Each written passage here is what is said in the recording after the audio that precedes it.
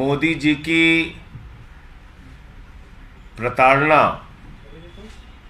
उनकी कार्रवाई, उनका उत्पीड़न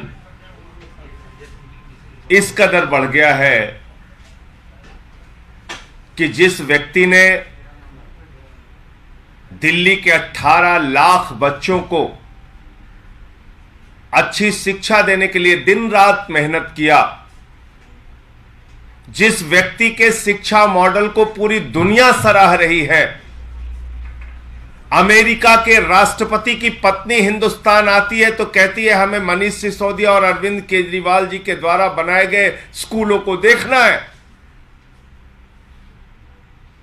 आज उस मनीष सिसोदिया को सीबीआई में मानसिक उत्पीड़न दिया जा रहा है, उनका मेंटल हैरेसमेंट किया जा रहा है, उनको जानबूझ के कहा जा रहा है कि सारे आरोप एक पन्ने पर लिख कर दे रहा हूं, इस पे साइन कर दो।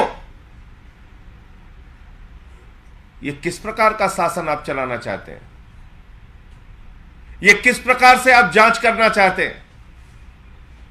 यह क्या तरीका है आपका कि जबरन आप किसी से अपराध कबूलवाने के लिए, अपराध कबूल कराने के लिए उसका मानसिक उत्पीड़न करेंगे?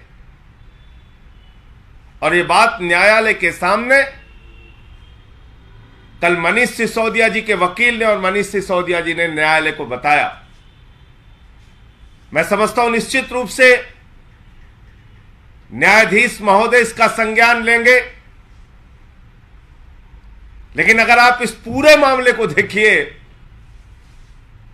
पहली चार्जशीट सीबीआई दाखिल करती है, जब चार्जशीट दाखिल होती है तो कई गवाहों के बयान लेती है, चार्जशीट दाखिल करती है तो कई साक्ष्यों और तथ्यों को आधार बनाकर चार्जशीट दाखिल करती है,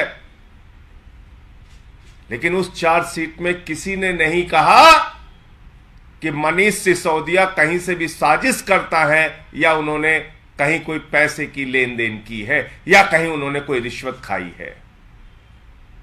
सप्लीमेंट्री चार्जशीट आई सीबीआई की, उसमें भी कहीं किसी ने मनीष सिसोदिया का नाम नहीं लिया।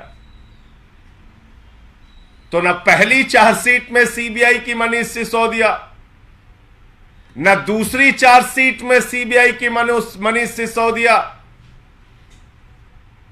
तो नरेंद्र मोदी जी ने हड़काया, डांटा, बिगड़ा, बोले हमारा मकसद ही फेल हो जाएगा,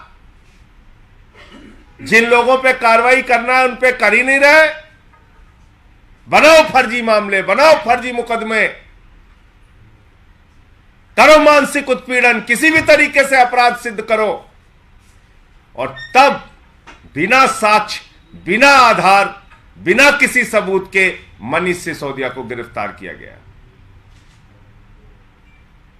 कोई कहता है 10,000 करोड़ की रिश्वत खा ली, कोई कहता है 20,000 करोड़ की रिश्वत खा ली, कोई कहता है 1,000 करोड़ की रिश्वत खा ली।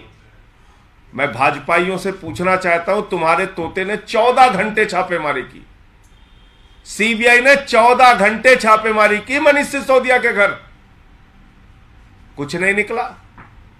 गांव में छापेमारी की, वहां भी कुछ नहीं निकला। दफ्तर में छापेमारी की, वहां भी कुछ नहीं निकला। बैंक का लॉकर चेक किया, वहां भी कुछ नहीं निकला।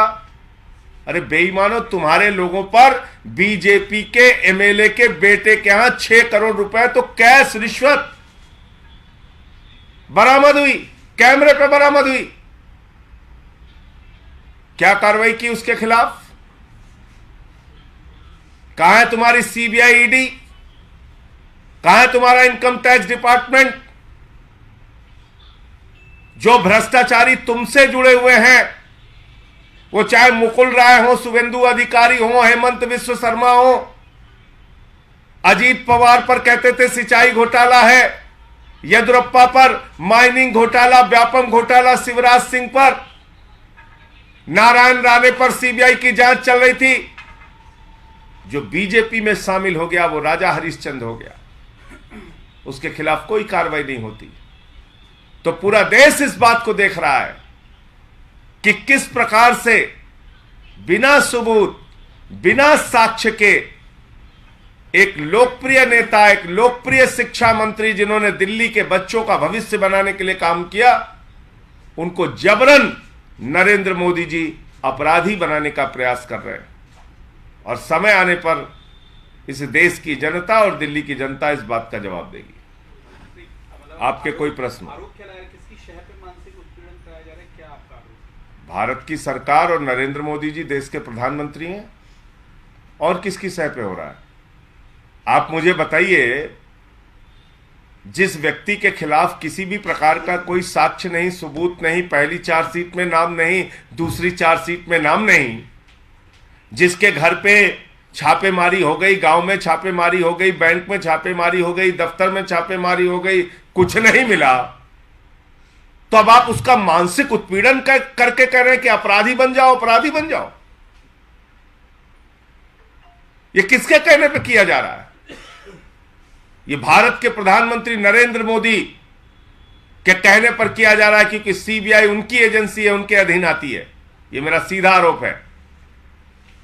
सर एक सवाल, सर आम आदमी पार्टी और कांग्रेस एक ग्राउंड्स पे कॉमन है कि आप लोग दोनों मिसयूज ऑफ एजेंसी कहते हैं कि गवर्नमेंट एजेंसी मिसयूज कर रही है, पर आज जो चिट्ठी लिखी गई उसमें कांग्रेस उसका पार्ट नहीं है, तो क्या इलेक्टोरल इंटरेस्ट? ये कांग्रेस वालों से पूछिए, उसका जवाब मैं कैसे दे सकता हूं? जो चिट्ठी है उसके बारे में जरूर बता देता हूं। पिछले 8 वर्षों में ईडी ने 3000 छापेमारी की, लगभग 95% छापेमारी विपक्ष के नेताओं पे किए गए, और कन्विक्शन रेट जो ईडी का है वो मात्र 0.5%, 0.5%, यानी कि 3000 लोगों पे छापेमारी हुई, 0.5% लोगों पे आरोप सिद्ध हुआ, बाकी आरोप झूठे थे। तो सीबीआई का, ईडी का मिसयूज हो रहा है, ये तो खुली आंखों से आप देख सकते हैं। एक व्यक्ति पे सीबीआई की जांच चल रही होती है, जैसे ही वो बीजेपी में शामिल हो जाता है, वॉशिंग पाउडर निरमा से उसको धुल के बाहर कर दिया जाता है, वो राजा हरिश्चंद्र हो जाता है। आप उठा के देख लीजिए ना, सारे रिकॉर्ड उठा के देख लीजिए, मैंने इतने नाम तो लिए यहां आपके सामने। जो जो बीजेपी में गया, सारी जांच बंद हो गई।